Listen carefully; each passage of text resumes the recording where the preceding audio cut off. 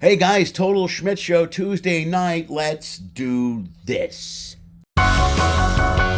Total Schmidt Show Season 3 is upon us. Tune in every week. I talk to entertainers from all over the world. Singers, dancers, comics, musicians, drummers, blah, blah, blah. All kinds. Techs, even some cruise directors. Most of the entertainers I talk to work on cruise ships. If you ever wanted to know what entertainers do, how they get through their day, any of the behind-the-scenes stuff about entertaining, we'll talk about that stuff here, as well as we'll delve into some of the entertainers and some of their works, some of their albums coming up, some of the things they've done in the past, things you can look forward to in the future. All that stuff you can catch here on Total Schmidt Show. But either way, get yourself a pizza, a beer, some bourbon, light up a cigar, or some sort of joint, or whatever type of crutch or vice you need to get through the evening, and sit back and enjoy whatever it is I put together this week on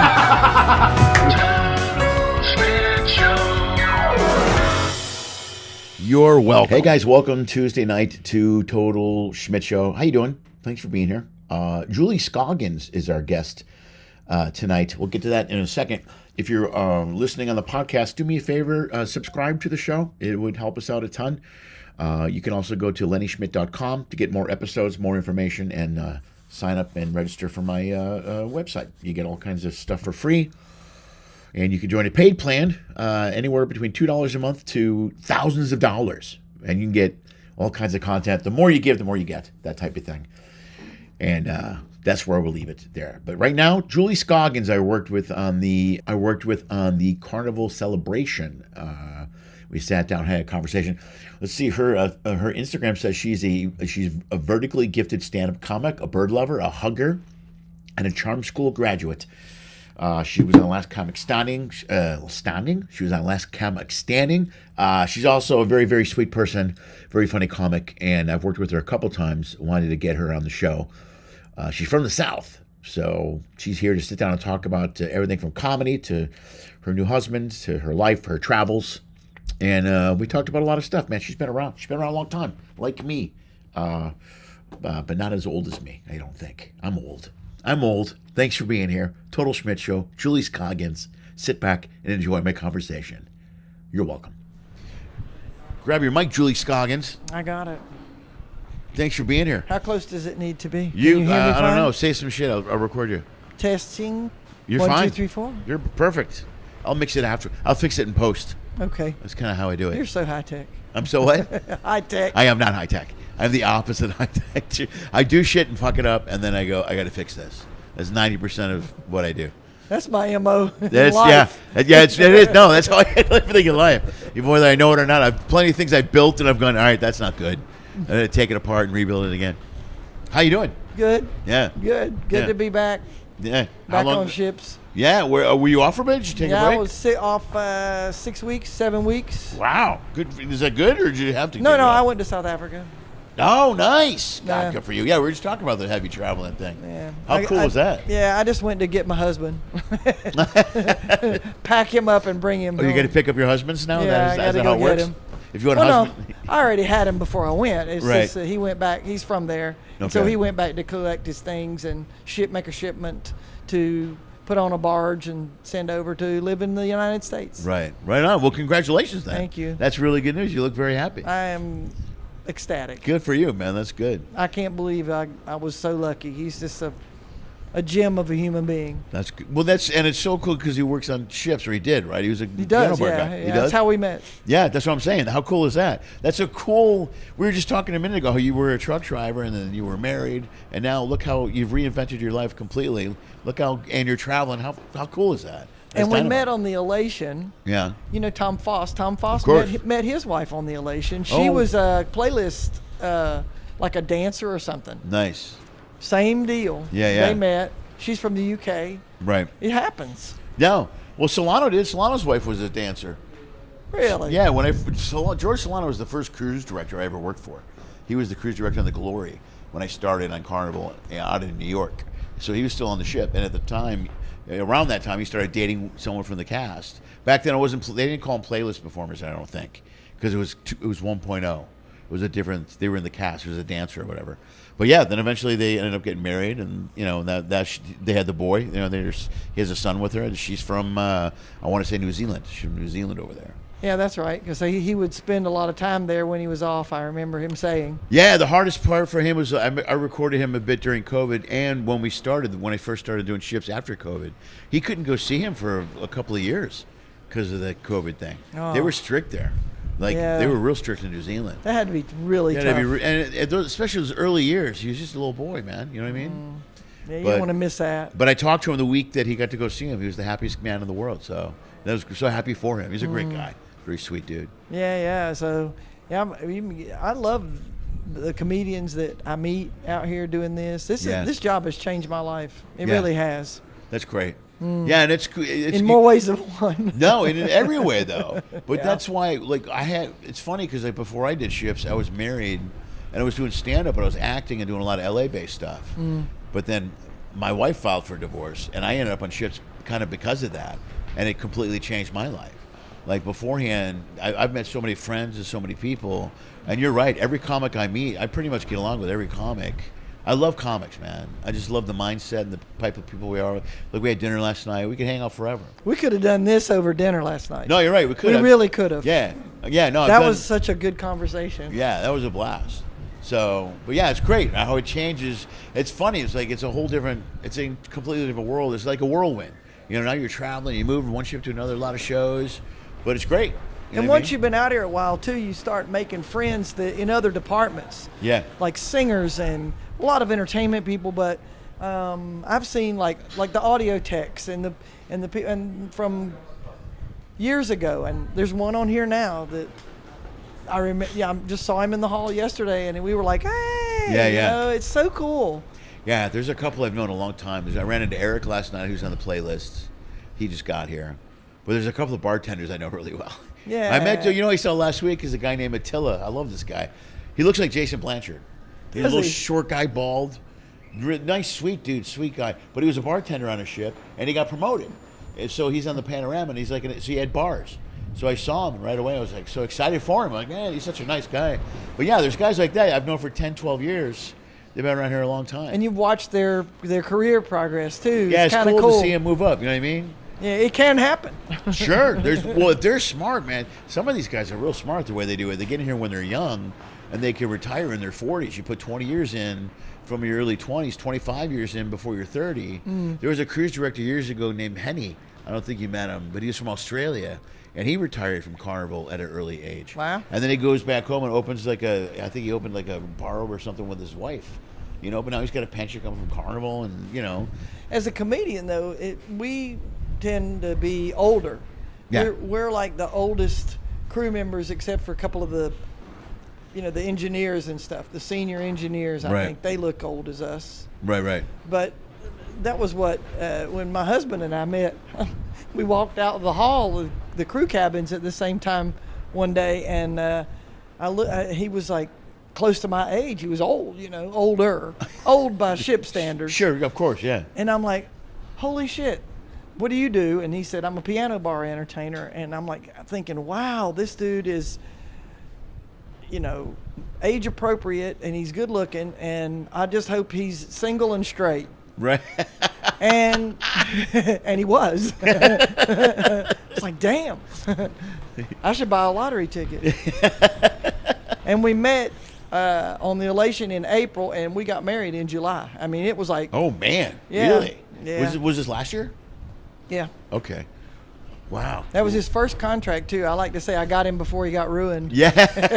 Yeah, you did before somebody stepped on him. You know what I mean? before he fell into ship life. Yeah, right. That was exactly. Yeah. Yeah, but when you're the older you get, it's harder to fall into ship life. You know what I mean? A lot of the stuff that you know what I mean? Because you don't play. Yeah, you can't be You're out. Not like that. I'm 60 years old. I can't be at the cabin party till 4 in the morning. You know what I mean? It's just not my style anymore. I did when I started out years ago. I did a lot of it. But back then the rules were different too, especially in Carnival, because you could have a whole bar in your room. You can hang out. There were a lot of bottles. You mean you can't now? No. No. Well, better not get an inspection in my cabin. Uh-oh. Don't say that too loud. Oh, hey, cabin inspection. But yeah, there's a guy who got my buddies. Yeah, you used to have full bars and rooms and hang out. You can hang out and stay later. But because it's funny, it's kind of like that line from Almost Famous, because we keep getting older and they're always the same age. A lot of the playlist performers, they're all. But this keeps you young. When you are in this work environment and everybody's all in the gym and they're fit and they're energetic and walking with a purpose. Yeah. Then you sort of. You want to be that too, and so it keeps you vivacious. I think. We're moving so much. We're very active. Whatever you do, when you're going from one ship to another, and on this ship, man, there's a lot of shows, it's a lot of work. There's not a lot of downtime. You know what I mean?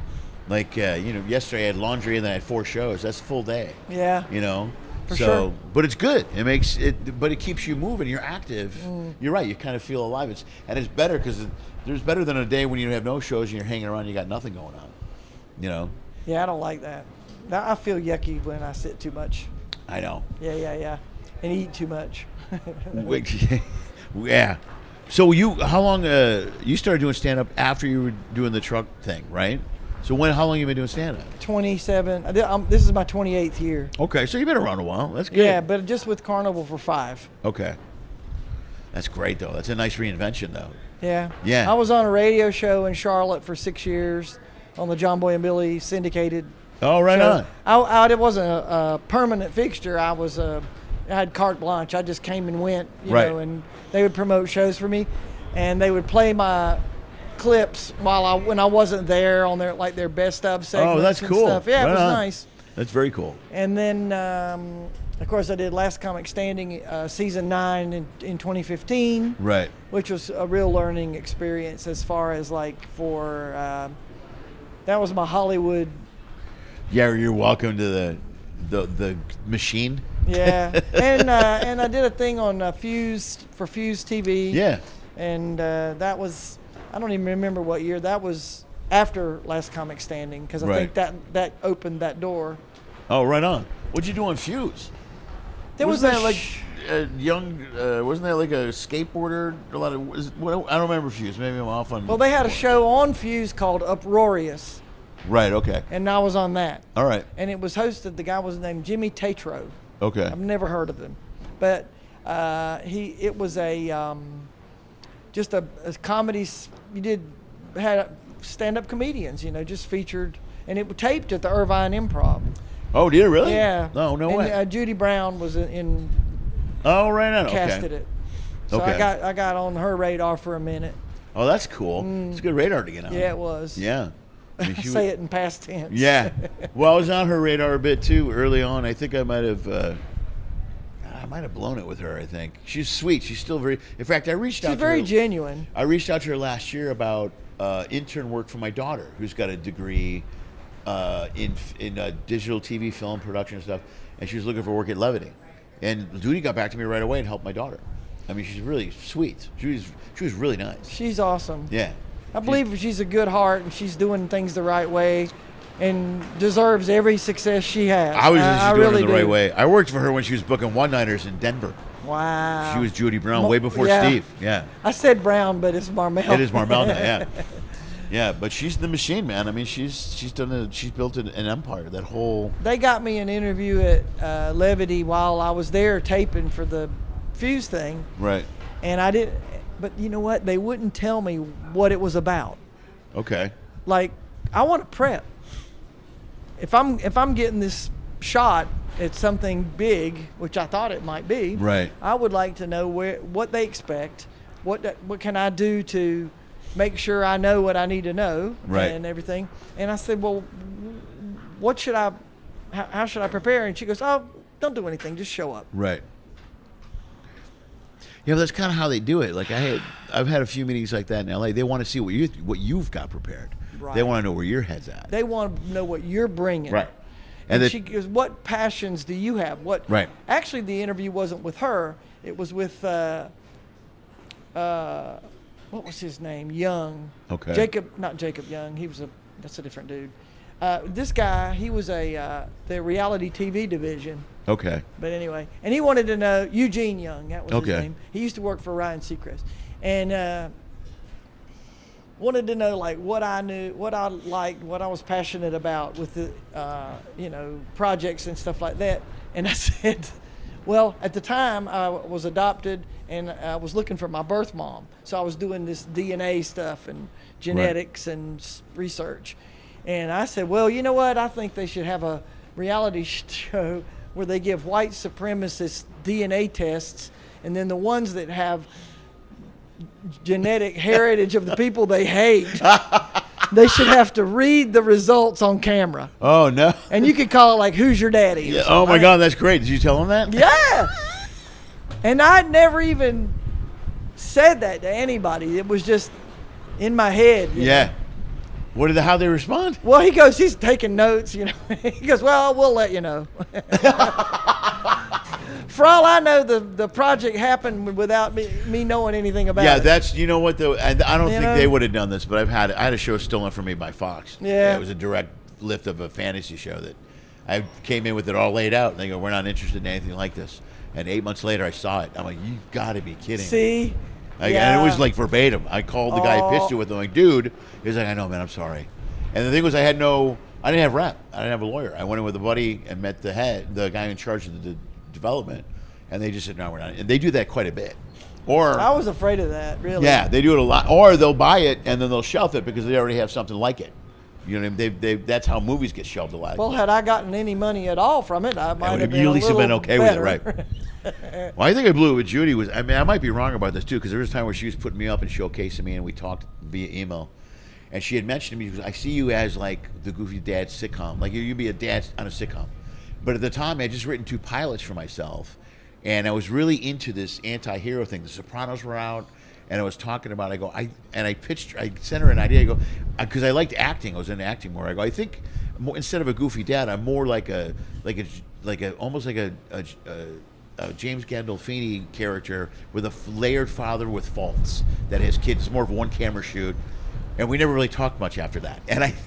And do I look in hindsight and I go, shit, I could have been the goofy dad on the sitcom. I don't know why I went that route, but at the time, that's really what I was into. I just wrote this pilot called Snap about a guy in Chicago that ran a car theft ring and all this other stuff, and I was really into layered, faulted leads.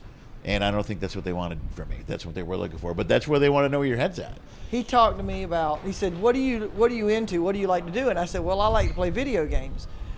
But I don't play the online interactive ones. I come from old school in the 80s when you went in a bar that had a game room. Oh, right. With arcade stuff. Yeah. And I actually competed in a tournament in 1981 in the Atari World Nationals in Chicago, ironically. Really? Mm-hmm. At the convention center that was on Wacker Drive. Yeah. And I flew up there. My first commercial flight ever. It was I was 21 years old. Don't do the math. Right. And so I took second place in the women's division in the Atari Nationals. Oh man, that's pretty badass. I won $2,000. Okay. And I still have the trophy and the whole thing. I've helped write a book for Bantam Books. It was like The Idiot's Guide to Centipede. That was the game. Oh my God. Okay. Yeah, and it was cool. And it was the cover story that month of Time magazine. Yeah. And I have that, and I got to tell you too. In the last year, I've been contacted twice. Well, 2 years. First by Hidden Light Productions in UK that were wanting to do a documentary, and they wanted to include my story. I don't know how they found out about it, but they were wanting to do it. And that sort of, they couldn't find all of the people that competed in the tournament. And they wanted the top 3. They wanted the top 3 women. Right. And apparently one of them they couldn't find her, and they felt like they couldn't do the project without her. And so it got shelved. Then I got contacted about a year after that from another guy that wants to do it. And I have been in touch with them, so that might. Oh, good. Right on. Yeah. So another documentary, and it's nothing to do with stand-up comedy. It's just gaming, Yeah. I love that. Yeah, but in this society, though, you get your face out there in the public, suddenly it's trending, and now suddenly you're a draw in a room somewhere, or you're getting likes and follows and videos and stuff. Hey, John Bobbitt got booked in comedy club. Hey, I am willing to take. I won't go that far. I'm not going to make that sacrifice, but but I'll come close. Yeah, because you don't. It's anything that's gets your face out there is cool. So it was Centipede was the game. God, I used to And play I the game didn't all pick the time. that. They chose it for the tournament, Really? and so I had to go practice it and get good at it. No way. All That right. wasn't my favorite game at all. Right. And so, What was your favorite game? well, I had lots. Yeah. At the time, Stargate was big. I remember Stargate. Yeah. Missile Command with the ball in the middle Oh, of the dude, table. I love that game. Yeah. Yeah. A lot of those, the old school games. God, I remember those days as a kid. Galaga was big. Yeah. We used to hang out at the arcade all the time and play those games. We played it in the bar. There was a bar that was owned by a guy that had a distributorship for video games and pinball machines. He owned a bar. Right. So his bar had all the state-of-the-art, newest things. So we hung out in there because, man, everything was brand new and worked properly. And Oh, that's cool. it was a cool place to play. There was a place by my house in L.A. It just closed recently. Ow. It's called the One Up. And it was a bar, and the back room was all the video games. Oh, I would be in there. And it was like 12 of them, and each stand upright had like 5 games. So you could pick between Burger Time, Pac-Man, whatever. Oh, wow. And it had all of them. So you would drink and go back there and hang out and That's play a the couple of best. games. Yeah, go to the bathroom, play a couple of games. We used it to was play awesome. Joust with the Yeah. ostriches. Oh, my God, I remember Joust. We used to play, I love those games. Do you remember Dragon's Lair? Did you ever play Yes. that Yes. one? I finally, Dragon's Lair was weird, but I mastered it. But once you master it, you're pretty much done because there's not a lot to it. It's just really It just ended. 1, 3. Yeah, you know what I mean. It was once you figured out the format, you were good. And when you screwed up, you knew you screwed up because the screen froze for a half second. Remember? I really bam, and it would scream, damn it, and then get killed or eaten by the dragon or whatever. Man, those are really brilliant. That brings back memories. There's a place in Orlando, because I live in Florida. There's a place in Orlando called the Pinball Lounge. Yeah. And I keep saying I'm going to go over there. They have tournaments. They have women's tournaments, which I know I could. Yeah, you should go over there and smoke. tear it up. Yeah. Even though it's been a long time, it's just you don't forget. It comes back because I ride a bike. Yeah. Go over there and have a couple drinks. Yeah. Are you working do you do a lot of work in Florida, or do you just do the ships? The ships. I've really gotten bad, complacent. I'm actually doing one in Palm Coast in my hometown. Yeah. You know Jill Kimmel, her Yeah. best friend lives in the same town as me, and she's opened a comedy club there called Christy B's Comedy Club. She's Oh, got good. Right 2. on. She's Yeah. got one in Daytona now and one in Palm Coast. Well, anyway, I did her opening night a year ago. Yeah. I did her opening night, and so she wants me back this April 4 Yeah. for her anniversary show. Nice. Right on. I know. I'm excited. Good, man. She's great. She's one of those club owners that's in it for the right reason. Right. She loves seeing people happy. She's not getting rich, Right. but she's paying her bills. Yeah. And she's made enough to branch out and open a second location. So, Good. No, yeah, right on. I'm super proud to work with Was she her. a comic? Or she? Yes. Yeah. But she's she's one of those rare comics with a good work ethic and business sense. Right. Yeah. Jeez. Yeah. And I think know. she's a business person, like, first and foremost. That's good. Yeah, which is really Yeah, that's the sense half I the don't battle. have is the business sense. I'm not good at that. And she's a delightful human being, so Well, that makes it cool. I think the best comedy clubs are run by comics. You know what I mean? For sure. Yeah, every club I've ever worked that's run by a comic is spectacular. You know what I mean? It's just Well, run they get well. it. Yeah. They've been there and seen, what. And they know how to book. They know how to the room. They get it. They figure it out. And when they book like that, especially when they start booking, they just focus on good comics, and you get a following in a town. You know what I mean? Your audience knows they can trust you. Yeah. Yes. They know we're going to show up. We're going to have a good time. Yeah, once you start catering to whatever's hot at the time, you're only going to get the people that are hot at the time. Hang on. Sorry, Lily. It's my daughter. That's Can't a tell. serious ringtone. That's she gets so mad at me. That's the danger ringtone. It sounds dangerous. Lily's the danger ringtone, and Anna's the dog because it barks. So Anna's is all. So Lily gets so mad when she hears her ringtone. Why am I danger? Because every time you call, there's a problem. Every time there's a problem. My ex, I changed his text tone to the good, the bad, and the ugly. And every time he would text me, it would go, yeah, wah, wah, wah. That's the best. And I got a knot in my stomach every time it went. Of course. Just I was like, oh, shit. Yeah. Yeah. Well, I'm like that with Lily, especially when she goes through little stages of things. When she's going through a thing, I'll hear that. I'm like, oh, I need a minute. I got to go, hey, what's wrong? What's wrong? It's always something wrong. Yeah. Yeah, the ringtone thing is the greatest because it gives you a heads up who's calling. I love that. But the good, the bad, and the ugly is hilarious. My brother is a gay flight attendant for American Airlines, and his is Green Acres, the Green Acres theme song. Oh, is it? And it's is it the ba-da-ba-da-da? No, it goes, New York is where I'd ride the state. I cut it. I made it. You know, with one of those ringtones. Yeah, you the right one, yeah. And I cut it right to the part where Yeah. It's Ava Gabor singing Ava Gabor's part. Yeah. Because that's him. Yeah. He's all that. Oh, that's the. Oh yeah, New York. Where does he live? Charlotte. Okay. He's American. Okay. American Airline. Oh, American Airlines. Okay, good for him. That's a good. Yeah, gig. they're based there, so it's perfect. Did you ever get some of those free flights from him? That's the way to. Man, I know. It's all right. Nobody watches this podcast anyway. Yeah, that's a big deal, man. That's where the money is on those things. That's like, that's the perk. That's a huge perk. Yeah, you get a little standby flight. You know what I mean? That might help when you're traveling sometimes too. You know? Yeah. Oh, good for you. All right, we'll drop it. We'll move on to something else. Ik aan airplane. Edit. Yeah, I can cut that out. Don't worry about it. You know what I'll do is I'll bleep it out. He works for burp. That's great. He's a ditch digger. That's what he is, really. No, he doesn't work for airlines at all. It's no airlines at all. He's a ditch digger. Wow. Maybe they'll give you a discount there, too. If I need a ditch dig. Yeah, a little ditch dig. Yeah. I got 99 problems, but a ditch ain't one. So is the husband home now, or what's? You said he's on his way here, right? Yeah, he's in South Africa. He's in Johannesburg. Okay. And the shipment just left yesterday. Right on.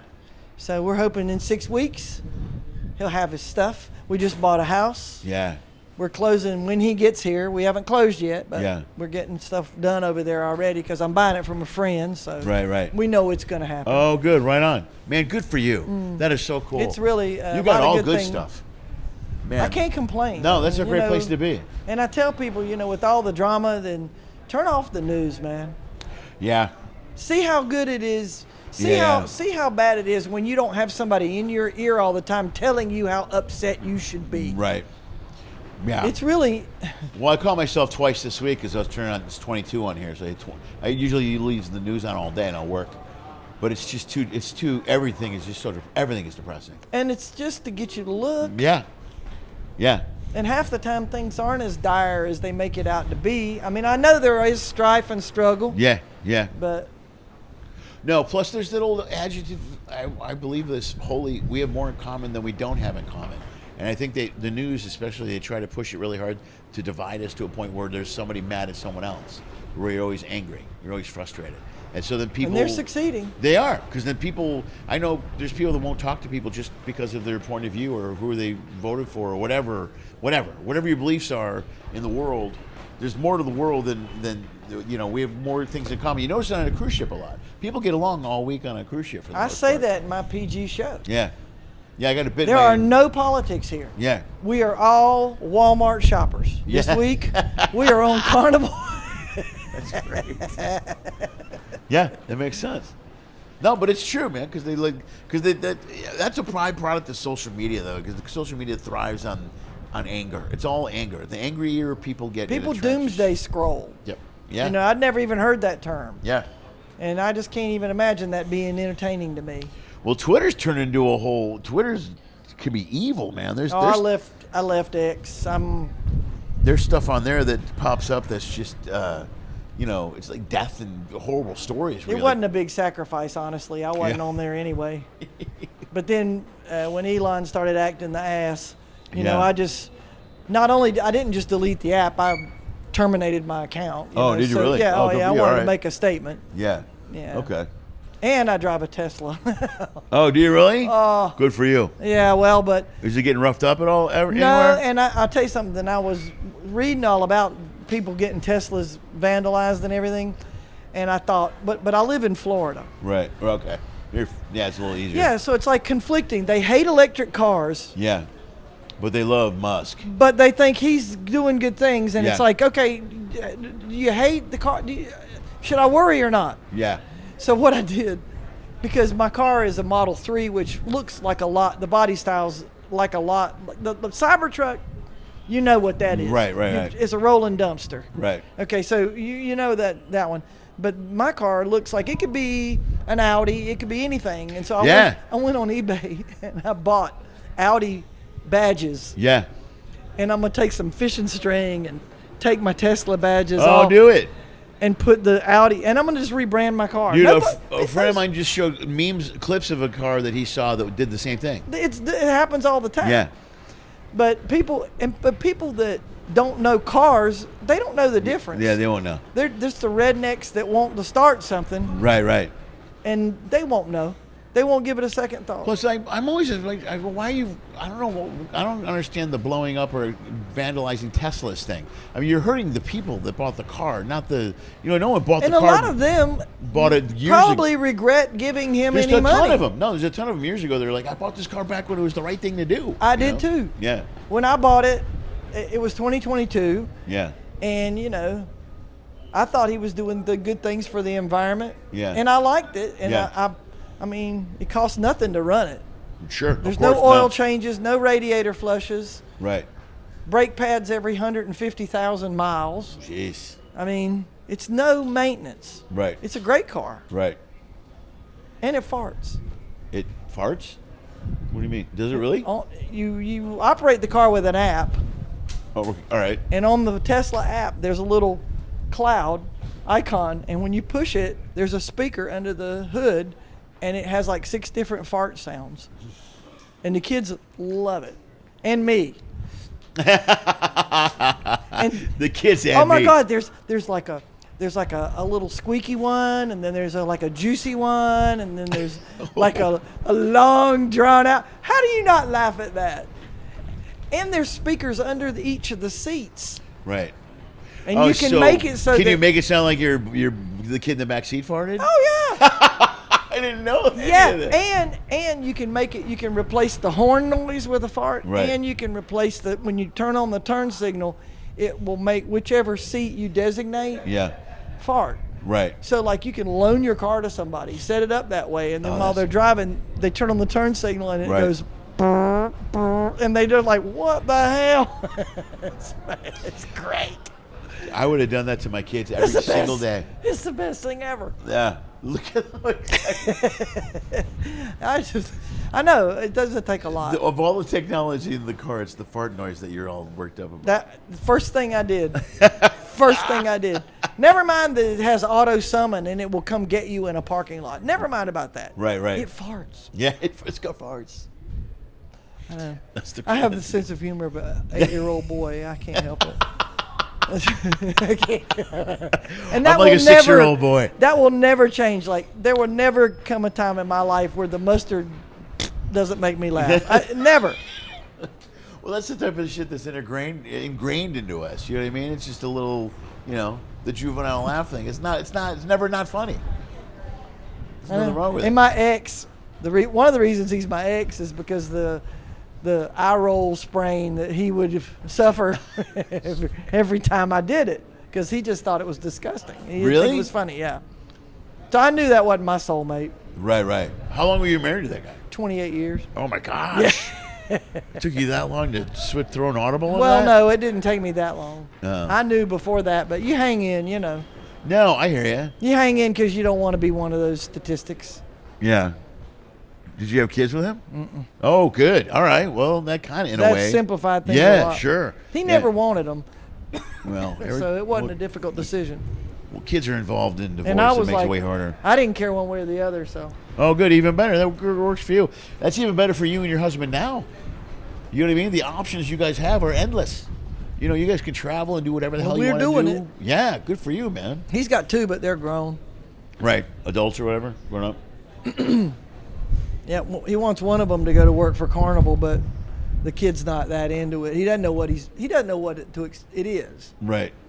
And I really believe it'd be good for him. How old is he? 35. Okay. Well, yeah, the Carnival for young people it's a great job. I see a lot of people come out here young and then just work for a few years and then leave. Yeah, even not the full retirement thing. I think socially it would be great for him. Right. Meeting people, being in this environment, I think it'd be great. Yeah. He wants to work for Park West. That's the art auction. Yeah, the art people. auction. Yeah, which is they do more of a contract, but it's still. And there's a lot of South Africans in that. Yeah, there are, but that's a tough gig, man, because you got a quota and stuff. I mean, they get paid by. They get commission-based pay, don't they? Are they? I don't know. I think they get a lot of commission-based. And when you're working those art gigs, those art gigs are harder and harder on these cruise ships now. You know what I mean? Nobody's buying art on a 3-day cruise or a 4-day cruise. You know, there are very few people. In the old days, a 7-day cruise, back when Elegant Night was Elegant Night, and they were wearing tuxedos and stuff. They got in the mood. Yeah, there was an auction. There was people waiting to get into the auction. I mean, you could sell and move some art. Interesting, really. Yeah, but now art doesn't move. I'm thinking it doesn't move like it does like it used to. All the artwork they have is all like one artist. I mean, it all looks the same. It's like one guy pumping these things out. They got a copy machine in the back there. I picture some guy in the basement. They're like calling him, "We need 25 more." He's like, "I'm moving as fast as I can." How many ways can I make a dog look funny? Just and now they're doing. I don't know how they're getting away with. There's some superhero. Have you seen those yet?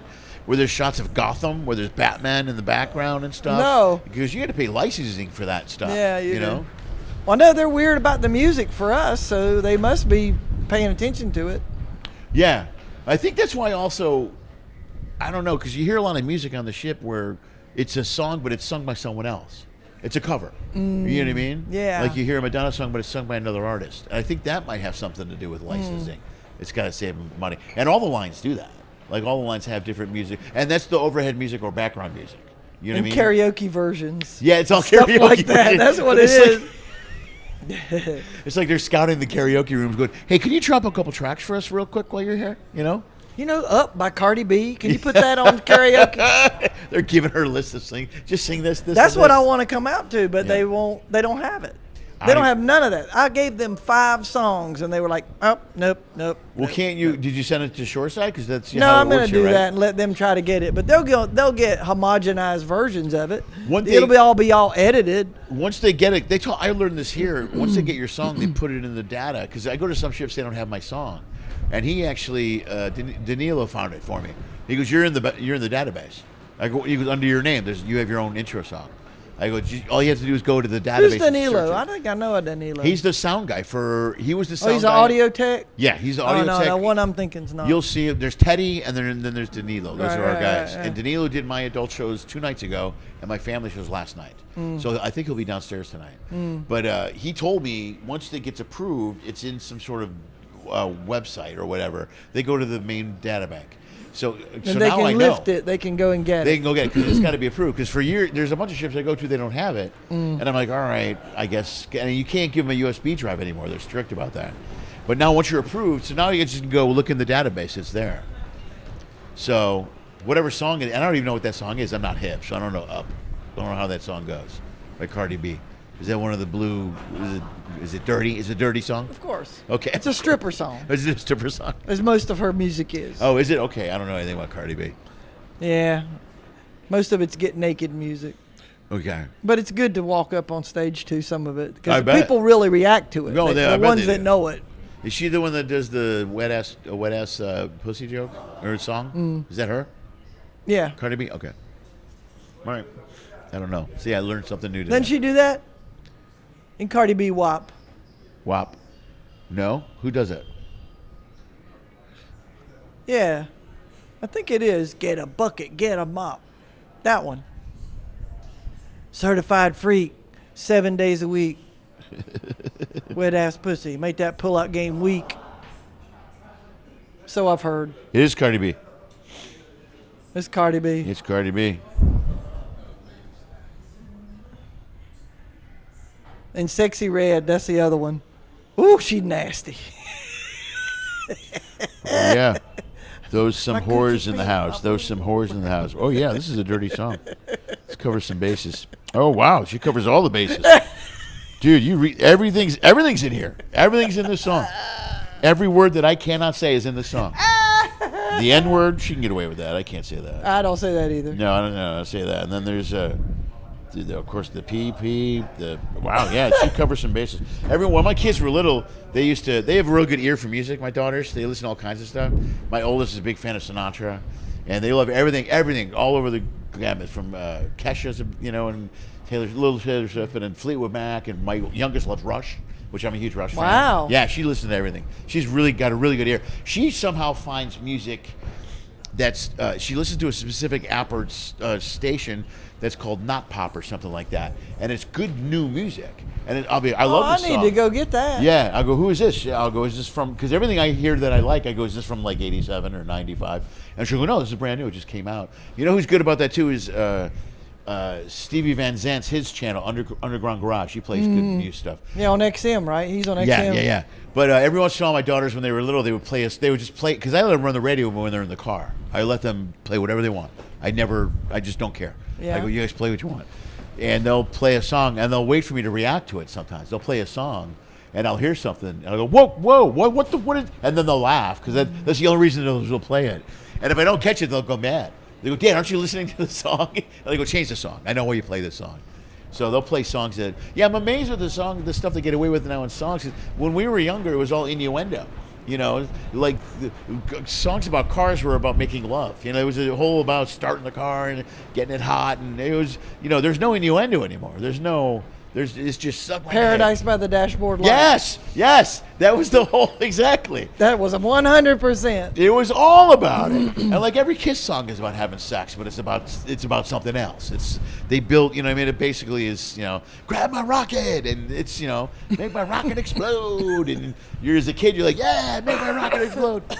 But now they just cut off the middleman now. They just come right out. And I'm like, how is this stuff, like the F word is in every pop song now. And I'm like, because you know why? Because they don't have to worry about top 40 radio stations anymore. It's all internet. Yeah, that stuff doesn't matter. Because I'm always amazed. I'm like, how are they making money off the song? And then I realize they're not. They don't make money off the songs anymore. You know what I mean? The artists still make shit off the songs. They know that. They make money off the tourists and the other stuff. So. Yeah, and if you put any of these songs in Carnival's database, it's all so bleeped. And it's not bleeped, but they'll do a short version. They'll cut the line sometimes. Yeah, it'll just be no word there at all. Right. So the song's like full of holes. Right. It's kind of weird. So you have to pick the right thing, because if it's too chopped up, it's completely lost. There was a song, I can't remember who it was I was reading about. I can't remember who it was, but there was a swear word that's been in a song that's been surviving for years, and someone just caught on to it. And they asked the artist, it was a woman. I don't know if it was Alanis Morissette or somebody, but they said, are you saying fuck here? And she's like, yeah, I am. And they just missed it for years. They've missed it. It's been on radio. It's been all kinds of stuff. I can't remember the specific song. You ought to know. It's probably You Ought to Know. Could be. Well, it's an English song. Are you thinking of her?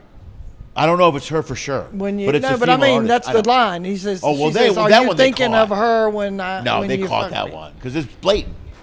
Are you thinking about when you fuck her? Yeah. But in this one, it's not blatant. It's like in the middle of a line where you wouldn't think it was. And it's either her or Megan Traylor or somebody that's snuck in it. It's a swear word, and she just never said nothing about it. And for years they've been playing it on the radio, and finally they just caught on to it. I remember reading about it. I'll never be able to figure it out now, but I'll figure it out later when it doesn't matter. All right. When I'm in bed, go I wake Google up, it. I go, damn it!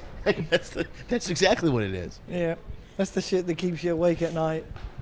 Trivial little stuff. Yeah, don't mind the mean stuff that doesn't mean shit. So if you're off for 7 weeks, what do you got coming up now after this? Well, I've got the show in Palm Coast, Florida. Cool. Christy B's Comedy Club. Yeah. April 4, 2 of them that night. And then I think I'm home a week and a half because we're closing on this house, and we got to get it painted. We got to get where we can move in. That's so cool. And then I'm on the Magic from like the 13th through the 16th. I'm just 3 days on the Magic, and then I go home for I think maybe another week, and then I'm on the Jubilee. Right. For another 4. So. Okay. I'm trying to on off, not stay No, out. good for you. I would love. Also, a cool thing is sometimes I think about living in Florida. That's pretty cool, man. When you can do 3 and 4, you can do cruises out of Florida. You're a lot closer. I'm flying all these red eyes from L.A. I know there's ships in the West Coast and Texas, but I do a ton of ships out of Florida, man. I'm here all the time. So I did the Panorama when my husband was on there. He was booked there for 3 months, and we had just gotten married, and so. Right. I stayed out there for a month, for the whole month. Well, 2 months, November and December. Oh, nice. And but I would leave, and I went and did a couple of ships. I think I was here. I thought I was on Celebration, and then I went back to the Panorama. But that travel is that's ridiculous. I'd rather just do Florida ships. Yeah, and Galveston once in a while, but. No, I'm doing this, especially when I'm on Celebrity. It's all Florida. It's all, you know what? Though it'll change during the summer because then it's all Alaska, but it's still, I'm flying up to Vancouver and San Francisco, or Seattle, which are still kind of long flights, but it's not like going to Florida. But yeah, you're right. It's a lot of. That's the hardest thing is the flying. It's just that's the one thing is. I'm kind of done with the flying. You know what I mean? It's just, I've got the Legend for 4 days. Yeah, you're talking about that in Germany? It's a long way to go, man. Go get on it in Germany for 4 days. Did you get on and off of Germany? No, it goes, I forget where it ends. So you're still coming overseas, though, right? Yeah, but I think I go to Dover. It's still a long flight. I think it goes Germany to, UK. Right. And then you go home.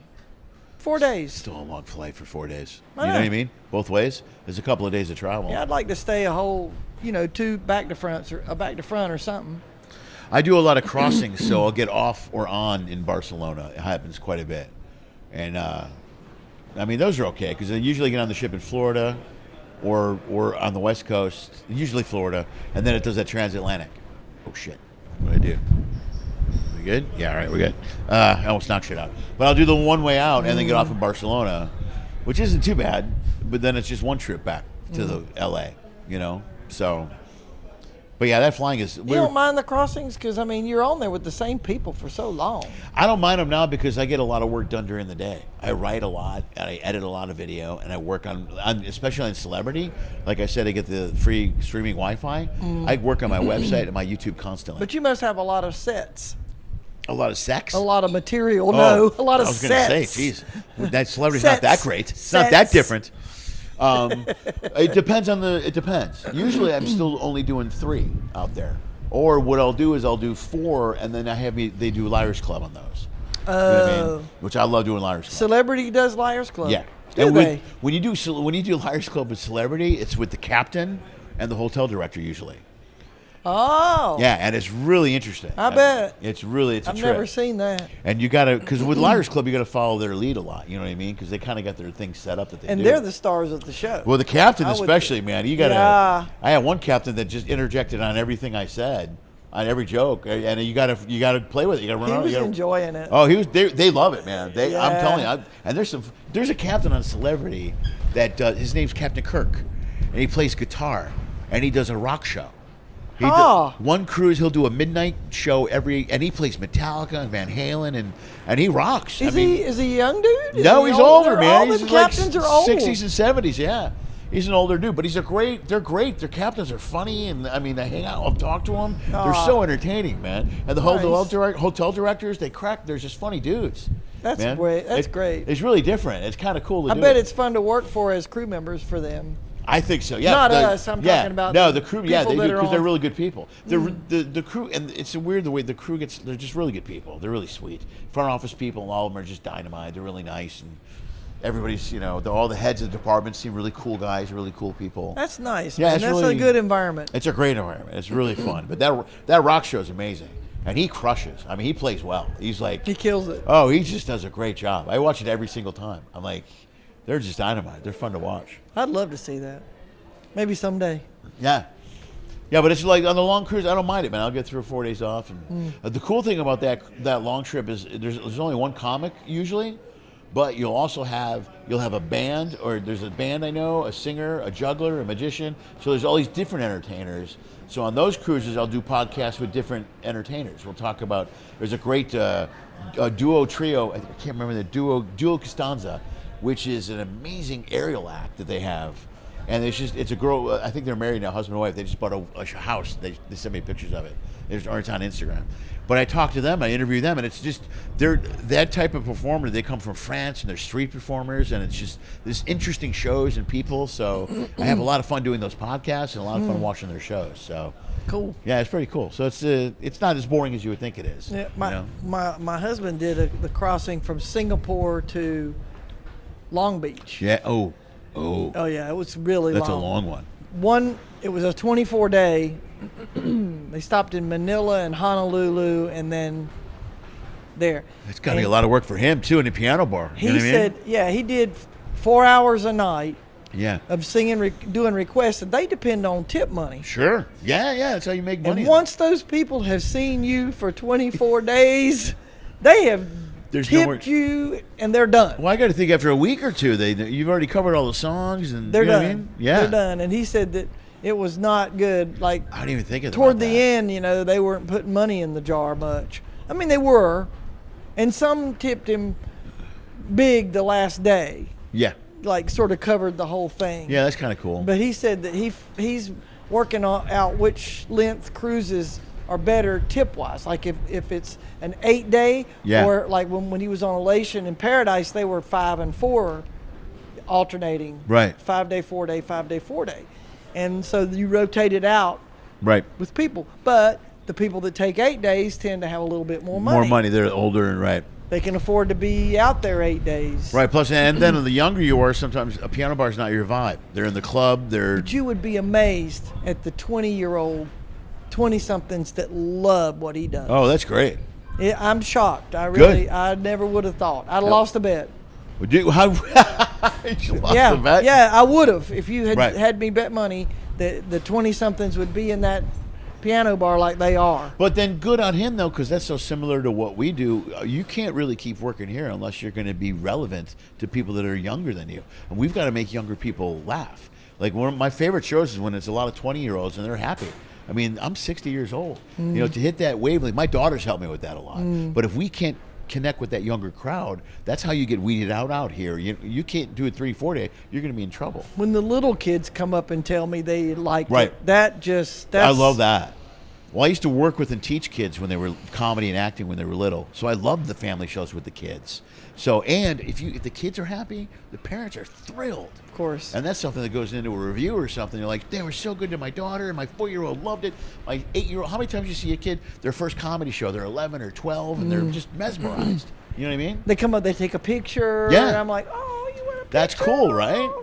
But if you don't hit that crowd, if you don't find a way to connect with that crowd, that's how you make the money out here, I think, is being able to work those crowds. I mean, the adult shows on some level are kind of easy. You're working in a room full of adults and you're doing your vibe. But if you can stay relevant to a kid that's 11 or 14, that's the toughest age, that tweener age, that 14 to 18. You know what I mean? They're the ones that you tend to lose because they get angsty. You know what I mean? I'm just looking for material that doesn't include farts. I would really like to make kids that age laugh. Without saying farts? Without that. You can talk about your Tesla for 15 minutes while you're out there. Kids will love that. Just like I never have. And, you got to bring it up. If there are little kids in the room, they love the word fart. I say fart once in my act. It gets a huge laugh in the family show every time. Of course. Yeah. They love it. And it's every kid. They just laugh their ass off at it. It cracks me up. Me too. See, you're my wheelhouse. You're who I'm shooting for. All right, man. I say poot. You say poot? That's even funnier than fart. Because that's what we say where I'm from, North Carolina. I like that. Poot, yeah. See, I would laugh at poot for sure. Barking spider. I've heard that one. We say float a air biscuit. Yeah. I have a whole thing in my PG show about what do you call it? What do you call it? That's perfect. That's great. And they just tell me all these. Oh, that's great because then you find new ones all the time. Every once in a while, a kid will say something weird. We say cut the cheese. I'm like, oh, you must be from Wisconsin. Perfect. Easy stuff. That's money. That works right into it. Now the kids love you. Everybody loves you. Yeah. All right, let's wrap this up, man. Let's go. Hey, right to the camera. Plug anything you want to plug, man. Your website, socials, whatever you want to plug. My website is juliescoggins.com and Facebook. Just put my name in there and you'll find me. Instagram, all of it. All my ats. All my ats are my name. Julie Scoggins. Scoggins. That's it. Boom.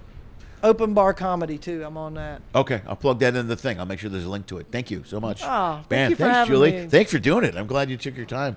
This is a busy shift for everybody to take it part of their C day or part of their day to spend with me. I'm very happy. Thank you. You're still watching? That's amazing. Nobody does that. Nobody, but you did. That means you want more. Pick one of these clips. Go for it. I dare you. Hey, also follow one of those social media thingies.